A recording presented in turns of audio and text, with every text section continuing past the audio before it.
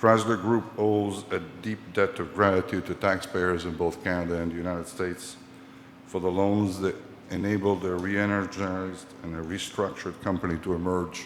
And we recognize, all of us recognize, that we have a moral responsibility to fulfill our promises, to justify these investments, and to pay back every penny that was loaned to us. Gratitude extended, promises kept. And today, one of America's industrial giants is able to look forward optimistically to what's ahead.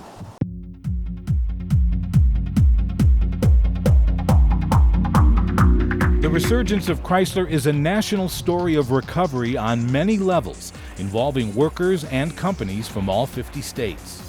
It encompasses big business, the economy, and ultimately a huge financial risk. But it is also a story about people, an estimated 4.5 million people, whose lives and livelihoods are directly linked to the automotive industry. These people include Chrysler's salaried, hourly, and contract workers, dealers, suppliers, and parts services employees, and retirees, all with a stake in the company's success, a success that was in question just 2.5 years ago.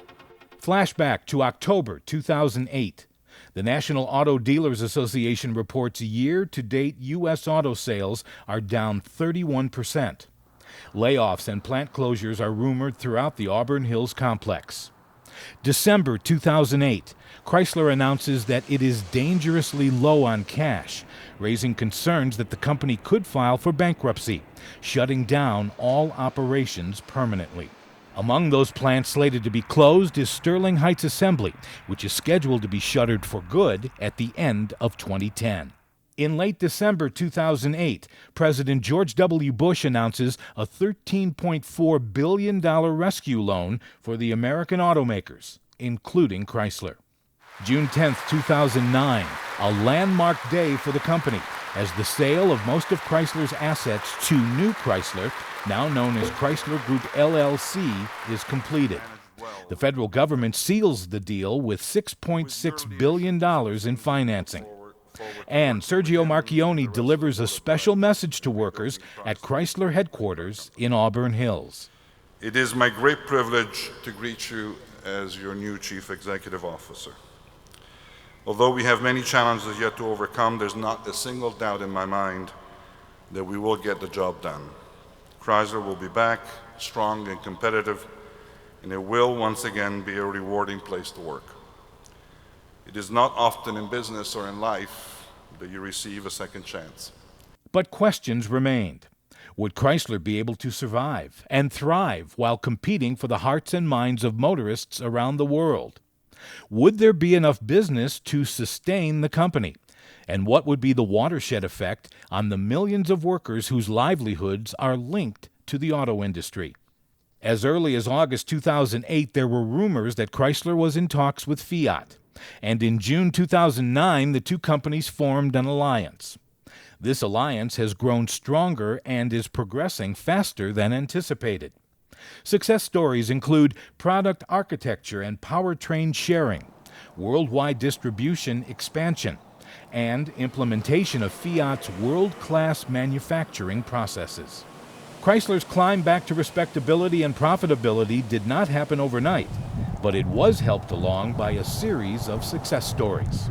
Chrysler Group LLC today boasts 16 all-new or significantly refreshed vehicles since its formation in 2009. Employment figures in the U.S. are up almost 6,000 in the 18-month period between June 2009 and December 2010. The newly restructured Chrysler has emerged leaner, with more than 2,300 dealerships in operation. Internal audits show about 85% of them are operating profitably, compared to 70% at the close of 2009. And proving that success breeds success, Sterling Heights Assembly, the plant that was to close in 2010, now boasts 2 shifts as workers produce the all-new Chrysler 200 and the Dodge Avenger. I got a question for you. What does this city know about luxury? Huh? What does a town that's been to hell and back know about the finer things in life? Well, I'll tell you, more than most. And then, without a word of warning, Chrysler makes a bold statement to the world, nearly upstaging Super Bowl 45 with its precedent-setting 2-minute commercial announcing the arrival of the Chrysler 200, with the memorable tagline, "Imported from Detroit." The message was clear: Chrysler is back. Fresh on the heels of Chrysler Group LLC's improved sales and financial performance in the first quarter of this year, coupled with brisk factory production and new hires joining the company by the dozens each week, Chrysler Group LLC is on the verge of completing a comeback that seemed more than improbable just 2.5 years ago, as CEO Sergio Marchionne announces the repayment of its U.S. Treasury loans, with interest, a promise kept with gratitude. I would be remiss if I did not acknowledge that we are in deep debt, not just financially, but the taxpayers in the United States as well as Canada who enable a new restructured company to be formed. And there's no doubt that the determination and courage that was shown by the US and by the Canadian governments are unique. We at Chrysler recognize that we have a moral responsibility to be worthy of these investments. And we intend to show our gratitude by fulfilling our commitments and by repaying every cent that has been loaned to Chrysler LLC